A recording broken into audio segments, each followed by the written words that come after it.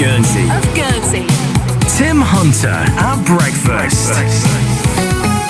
BBC Radio Guernsey. From fundraising to frontline support, volunteers play an important role across the island's charities. But with the changing lifestyles and growing demand, some organisations are finding it harder to recruit volunteers and find them. To tell us more about how the sector is coping and what more can be done, Wayne Bullpitts, the chairman of the Association of Guernsey Charities, joins me in the studio. Morning, Wayne. Tim, good morning. Thanks for being here today. So give me an overview of volunteering across Guernsey. It often feels like we could always do with more volunteers. Is that right?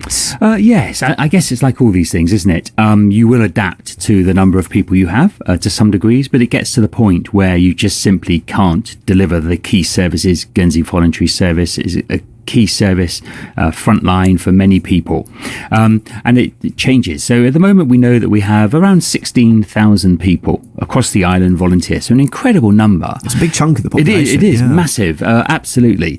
Something we're reminding politicians of and those that wish to be at the moment. But the times are changing. So as you said, the changing demographics, post-COVID, people have less time, they need to be more flexible. So whilst we have lots of people volunteering, they're probably giving less time than they did previously. So that's a big challenge. It's a bigger challenge for our members, for example, than money. Oddly enough, 41% of our members recently told us that a lack of volunteers was their biggest challenge.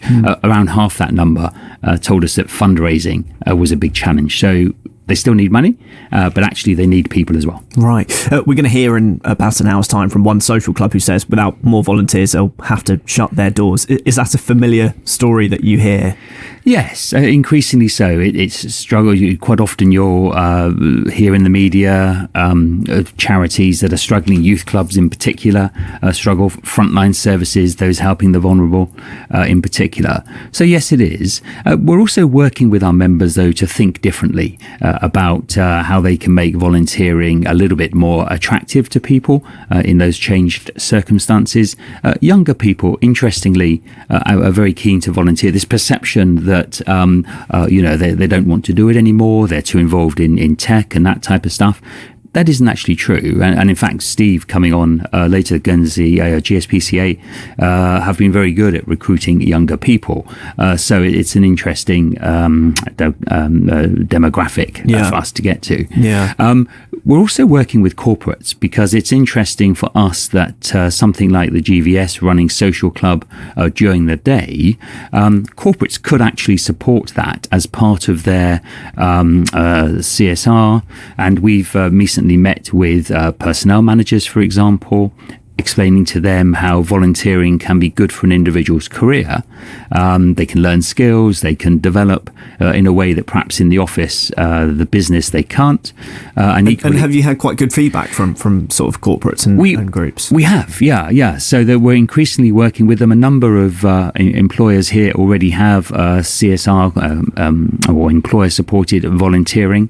We're very hopeful that the states of Guernsey will lead by example. The UK, Jersey governments have policies. It's part of the ask that we're making of candidates in our charity sector manifesto, for example, to give some time during the day on the basis that it's good for the individual, develops their skills as we talked about, good for the business, good for team building, good for their CSR, and absolutely good for the community and charity. So we do think there are some opportunities to make a difference and think a little bit differently about how we volunteer. Yeah, and you mentioned it before, we are in an election period, of course, and you'll be speaking to prospective candidates about that and how we can encourage more volunteers on the island. You know, within the states, obviously it's the island's largest employer, isn't it? So incentivizing it in that way makes sense. But how else are you sort of communicating with candidates to say, look, this is what we need. How can we achieve our goals? Yeah, so we hosted an event with prospective candidates early on. We developed a charitable sector manifesto,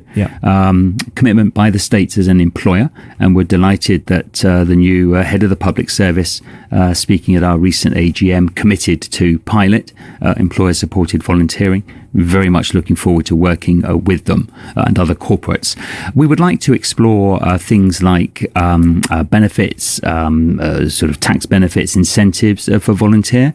We understand in a financially struggling environment. That's tough, but we have to think differently about how we do these. Also, helping us educate our members. So working with our members, we developed our platform, volunteer.gg, where our members can list their vacancies. We're promoting that quite heavily, and it's developing fast. So things we can do ourselves, things government can do, but more importantly, as a community, let's get together and help those that need it. You touched on sort of younger demographics and how actually they are keen to volunteers. I suppose, is there a typical volunteer, or perhaps has that changed over recent years of what a volunteer looks like? There's no one size fits all. Some of us that volunteer a lot of our time for a long period are getting rarer. As I said, times are changing, so people's circumstances, grandparents have to look after grandchildren more, younger families have to work longer to meet some of the other challenges that they have. So no one size fits all. What I would say from a personal level is it's incredibly rewarding. It's very satisfying to help the social club you'll be talking to later, help a youth group, help the environment, animals, whatever motivates you, whatever you get something out of, try it. Give a little bit of time.